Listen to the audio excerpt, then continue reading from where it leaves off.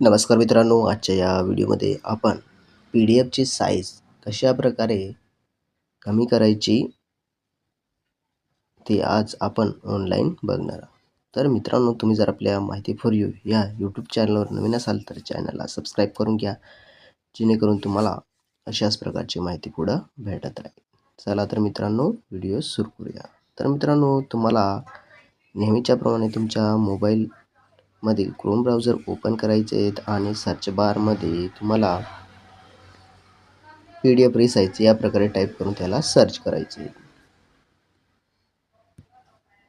Search केल्यानंतर मित्रांनो, तुम्हाला ही pdf.pi7.org ही वेबसाईट ओपन झालेली दिसणार आहे, जिथे तुम्हाला या प्रकारे इंटरफेस दिसेल.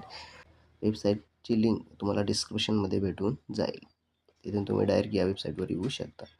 तर मित्रांनो, काय करायचं इथं पी डी एफ रिसाईज करण्यासाठी सिलेक्ट पी डी एफ या ऑप्शनवर क्लिक करायचं आहे. क्लिक केल्यानंतर मित्रांनो, तुम्हाला ज्या पी डी एफची साईज कमी करायची ती पी डी एफ इथे तुम्हाला सिलेक्ट करावं लागतं. तर मी इथं फॉर एक्झाम्पलसाठी इथं 303 ही KB दिलेली ही पी डी एफ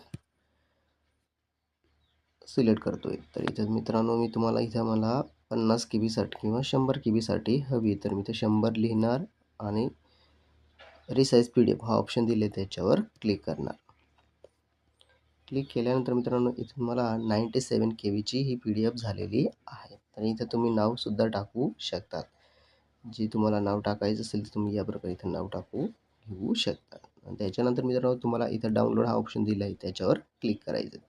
याच्यावर क्लिक केल्यानंतर ही पी डी एफ मित्रांनो डाउनलोड होऊन जाईल. अशा प्रकारे तुम्ही तुमच्या मोबाईलमधून पी डी एफची साईज कमी करू शकता. तर मित्रांनो, व्हिडिओ जर आवडला असेल नक्की लाईक करा, शेअर करा आणि आपल्या मित्रांना सांगा, जेणेकरून ते सुद्धा मोबाईलमध्ये पी डी एफ